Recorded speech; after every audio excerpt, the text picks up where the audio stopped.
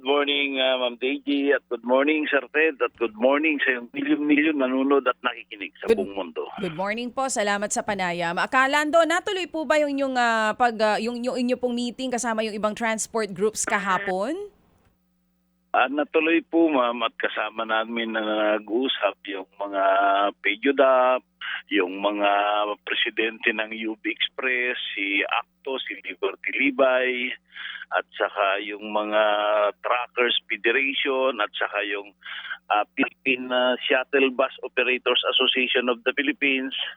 Kaya marami ho kahapon, yung Tricycle Federation ng buong Pilipinas, kasama rin namin sila Mr. Magallanes, sila Deo Soto.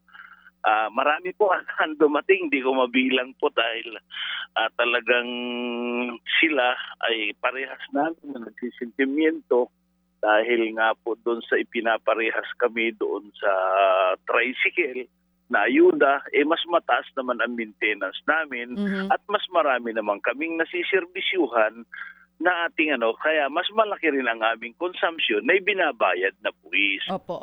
Oo, Kalando, ano pong naging highlight ng usapan nyo kahapon? Meron po bang ikinakasa na paano po ba kilos protesta o kayo po ba may ilalabas na statement as One Transport?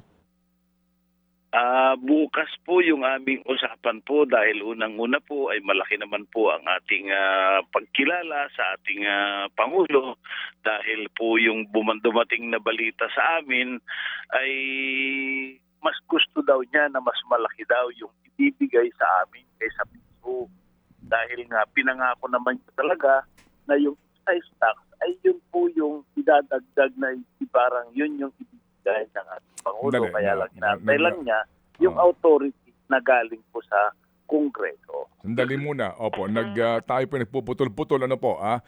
Sana maiklaro natin tong ating linya na ito. Impormasyon na tinanggap ninyo, kaninyo, anong sinasabi ni Presidente? Gusto niya ho na mas malaki yung maibigay sa atin mga public transport. Mas malaki na alin po? Mas malaki na? Yung may bibigay niya na ayuda. Okay, go ahead.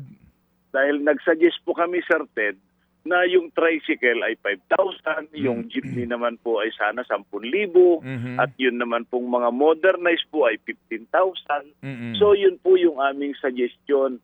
At saka yun sana naman po pamasahe kung mamarapatin po ng ating gobyerno kung magkano ay malalaman namin po dahil mayroon naman pong pasabi na sa amin na mag-antay lang kami ngayong maghapon dahil nga kahit holiday ay tinatrabaho naman po nila. Sige, yung, meron ho bang kinatawan ang Presidente sa meeting po ninyo? Sino po nagsabi no na mas gusto ng Presidente na mas malaki ang inyong ayuda? Tinix lang po sa amin, Sir Ted, at ayaw naman namin na ma-preempt na unahan ng ating Pangulo. Kaya kami po ay hindi po sarado dahil po may nagpasabi na haharapin daw kami ng Pangulo. Kaya yung ginawa namin na pagkasundan na hanggang bukas ng tanghali po ay saka kami magdideklara kung hindi kami tatawagin ng Pangulo at hindi tama ho yung mga ibinalita sa amin, saka kami magdideklara. Okay, sige. So ang critical po dito, Sunday ng 12 noon. Sa Saturday ho. Bukas po, Sabado.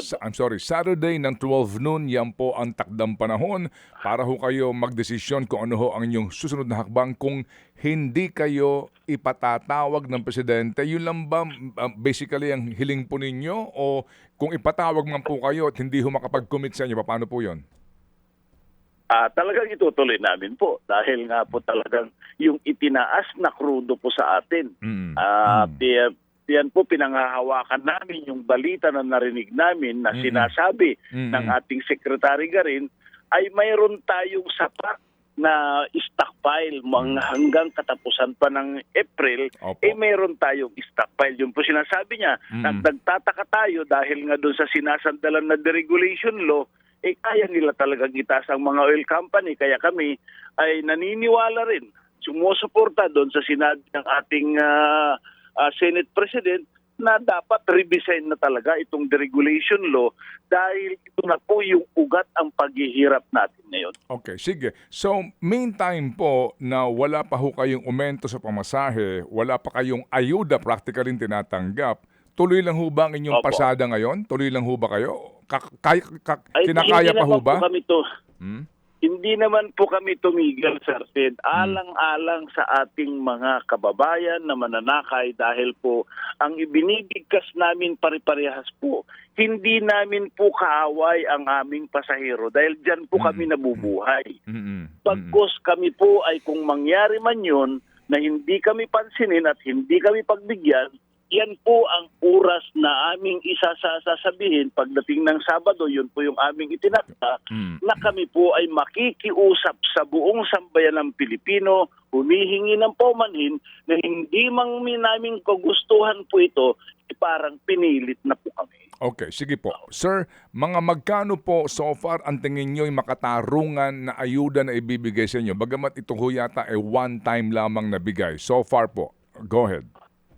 Yung win-win solution, Sir Ted, na aming napagkasunduan kahapon ay sana po ay gawin na nila man na 2 piso yung increase sa pamasahe at magkano po yung asahan natin dahil hindi namin pwede pong pangunahan ang ating Pangulo. Una po ang aming request po na nasabi na namin po sa DSWD, yun hindi wag naman sana kaming iparihas doon sa tricycle, di ba? Opo.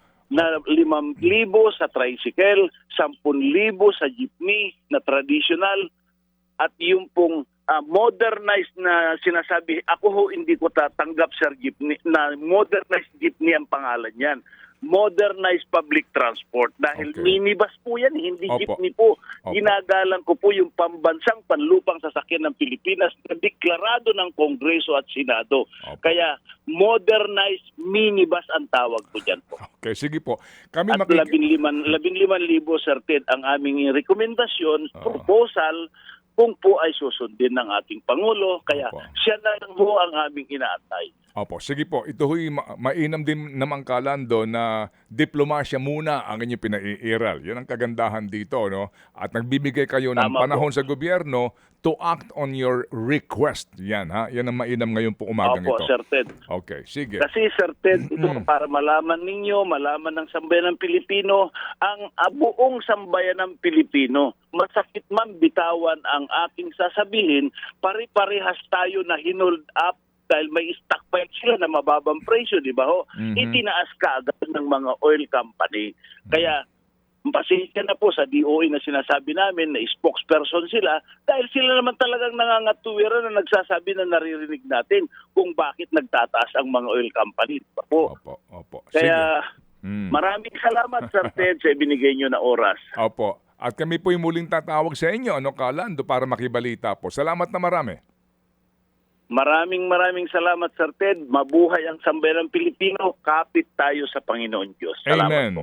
Mga kapatid, para sa iba pang mga balita at impormasyon, sundan niyo po kami sa X, Instagram, Facebook at syempre sa TikTok, True Network PH. Mag-subscribe din po kayo sa aming YouTube channel, True Network. May website din po tayo, truenetwork.ph. At pwede nyo rin po kaming mapanood sa Channel 19 ng aming True FM TV. Lagi pa rin makinig sa radyo dito po sa 105.9 True FM dahil dito, laging true sa'yo, kapatid. Ito tayo sa totoo, tunay at tapat.